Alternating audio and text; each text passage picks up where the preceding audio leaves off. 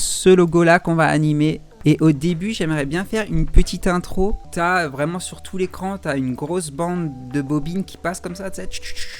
Elle ondule, elle se rapetisse ici, elle vient tourner et elle vient amener l'anime en elle-même de la poire, quoi. De l'épluchure qui vient, de la bobine qui vient créer la forme de la poire. On va faire un carré de 1920 par 1920.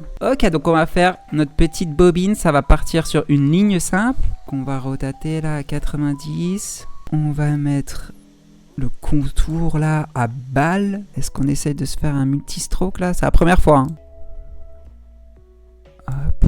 Et effectivement, on avait 1075. Je pense qu'il faut d'abord le blanc qui soit très large. Là. Ouais, ça va être plutôt comme ça. On se rajoute un stroke par-dessus qui va être effectivement noir et qui va faire ça. Et on rajoute un stroke blanc comme ça, 1075. Ok, donc là on a tout sur un même calque. Ça va être beaucoup plus simple parce que maintenant on va pouvoir mettre notre wave comme on veut, quoi. Et donc on va lier les dash offset de nos deux délires là. Ça va pas à la même vitesse. Là on va le diviser par 5, tu vois. On va s'animer ça. Hein. Là ça va faire... Ensuite la bobine elle va commencer à... Et puis à se rétrécir. Hein. Et on va mettre un frame du coup sur le dash offset. Frame c'est l'équivalent de time, l'expression time sur after. 75. Ok, là c'est peut-être pas mal. On met le wave, du coup le wave qui vient, je sais pas, à partir de 1 seconde. Et on va animer l'amplitude. Et il faut aussi qu'on mette un frame sur le travel aussi. Pour que l'ondulation, elle se comprenne, quoi. Et un tout petit peu plus tard, on commence à animer l'échelle. Alors je pense qu'il va malheureusement falloir, là sur nos contours, lier tous nos start et end ensemble. Ah, et là il y a tout qui se cache. Super. On va du coup animer notre start. Et on va pouvoir maintenant animer la poire en elle-même. Overlord vient en explosion ici. Bim. Je pense qu'il va falloir rajouter ici un tracé qui va nous servir de masque. Et pourquoi un tracé et pas un masque tout de suite? Parce qu'on va pouvoir faire un fusionner les tracés, voilà, soustraction. Et là, tu les voilà. Bah, okay. On va pouvoir jouer comme ça, tu vois.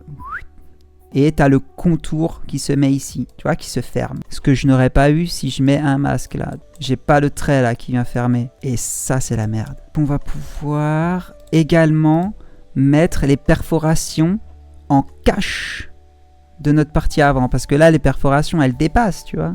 Et ben, c'est parti. Animons le petit cache là. Vu que sur les parties arrière, on a que du noir, là, on s'en fout. On peut mettre un masque, hein.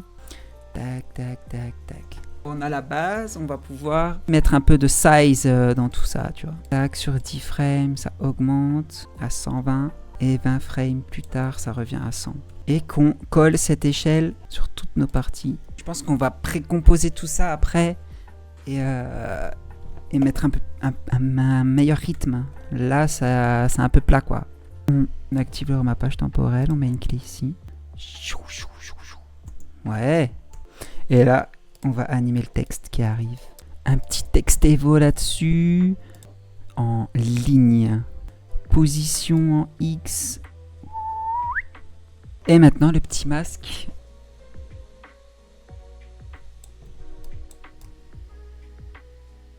Et du coup, on n'a pas fait notre délire sur les perforations là. Qui va ajouter un peu du détail aussi. Et du coup, sur les tirets, faut que je rajoute un intervalle. Notre décalage, on va l'animer de la première frame jusqu'à la dernière frame. Faut faire la même chose maintenant sur les 4 pointillés. J'hésite à rajouter des petits filets là en tracé qui appuient un peu le tortillement. Pas si c'est clair mon délire là. Bien large à la base, plus fin là. Peut-être mettre un... Ils ont changé le nom biseau là en pointe maintenant. On va un peu se le pimper en se prenant des textures film. 8000 par 8000, 600 dpi.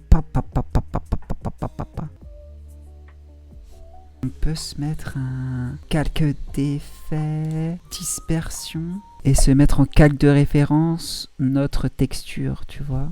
Ouais, j'aime bien ce que ça fait là sur le L par exemple. Compensation optique, 35. On aime bien les chiffres ronds ici. Correspondance des couches. Faut mettre néant en fait. Ah voilà. Vert, néant. Tu le dupliques, tu mets rouge, néant, vert égale vert, et bleu égale néant toujours. Maintenant bleu égale bleu et vert égale néant. Et tu les mets tous en addition. Et maintenant là tu mets 101 par exemple. Et sur celui-là 102. Ouais, c'est pas mal, c'est pas mal.